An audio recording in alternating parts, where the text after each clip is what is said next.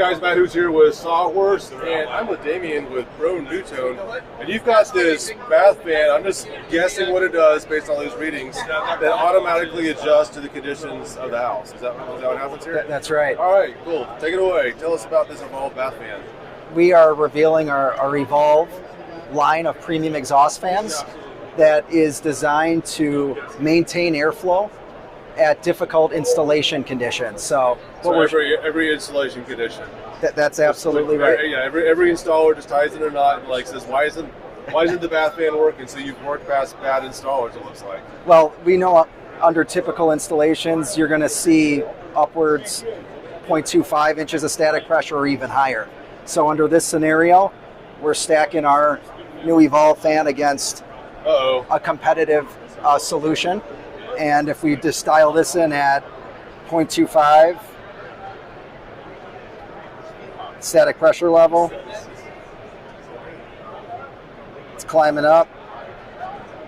So what's actually creating the static pressure? You like vents and stuff like that? This simulation has a damper in here that's closing off airflow to simulate obstructions, within a complicated duct run. Got it. So this is simulating the conditions at, say, 1/4 of an inch, where we are coming in at around 118 CFM. I messed it up, sorry. Well, that's okay. I'm trying to move it back. If you get it down, yep. But even so, I mean, we're talking 118 CFM against 105-ish CFM.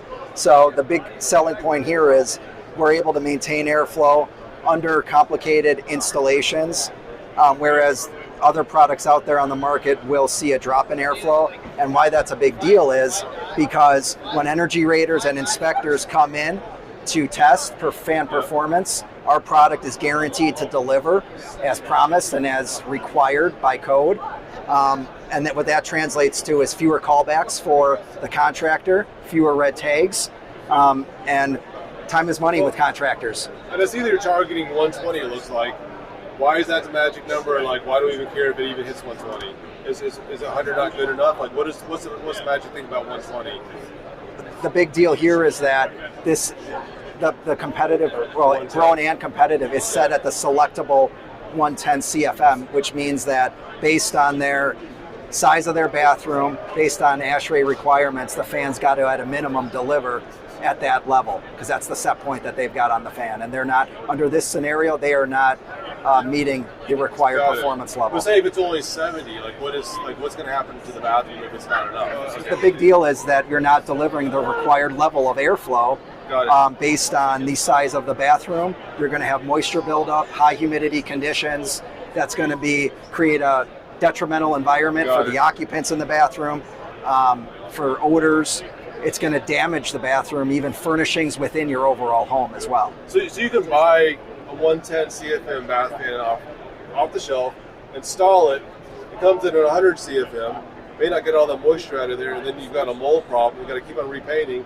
Coming back over and over and over. It looks like this. It's actually, you can overcompensate, it looks like. It can go up a little bit higher at that same static pressure. So I like this, especially if you've got a rental house. And I know you guys also have like the sensors and stuff that you can add to this. So not only is it hitting that, but you put that little moisture sensor in. I've used this on our projects. You put that in there, detects that moisture balloon, the relative humidity is too high. This will stay on at the right CFM to get all the moisture out. Absolutely.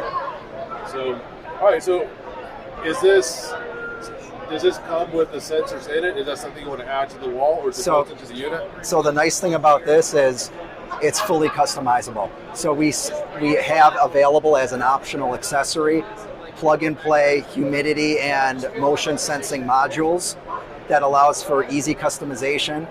You can even daisy chain humidity and motion together if you wanted to really create an optimal fan. Good, easy for upgrades as well. So you say you don't have humidity or motion sensing, easy plug and play if you want to upgrade at a future point. So with this, you can upgrade it later. I know some people, and I tried this in our house. Like if you put all the sensors in, you can eliminate the switch. And I got one of our bathrooms. It's got an occupancy sensor, a motion sensor, and it detects the moisture bloom. where like I don't really want to count on people using switches. And that's one thing that your company's been really good. It's like, okay, in the kitchens, too much PM 2.5 or smells. In the bathroom, there's too much moisture. You're pretty much creating this scenario where you don't have to think inside your house, because when people think, they don't use the switches, or they'll turn the switch on. Absolutely. And it's like, oh, they come back from vacation. It's like, oh man, I've been sucking all that conditioned air out of my house for 2 weeks straight. Like, what's going on here? So I like the automations that you guys have come up with. Absolutely. Yep. That's our goal. Make it as easy as possible for the homeowner and the contractor.